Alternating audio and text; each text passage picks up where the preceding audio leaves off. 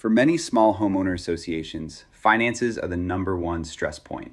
The challenge is simple to describe, but tricky to manage. Balancing today's dues with tomorrow's repairs, without unpleasant surprises. Good financial stewardship starts with a realistic budget and properly funded reserves. Your budget should reflect the actual cost of maintaining the property, not wishful thinking. Always keep your operating funds and reserve funds separate. Operating covers routine things like landscaping, insurance, and utilities. Reserves are for major projects, like roof replacements or parking lot resurfacing. Mixing the two can make your books confusing and your long-term planning unreliable. Every month, review a complete financial package. That means your income and expense statement, accounts receivable report, and bank reconciliations. These reports give your board the visibility to spot delinquencies early and manage cash flow before issues grow. Finally, work with experienced professionals on reserve studies and long-term capital planning.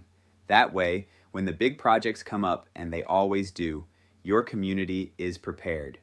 At Real Property Management, we help small HOAs strengthen their financial foundation so boards can focus on the community, not constant budgeting stress.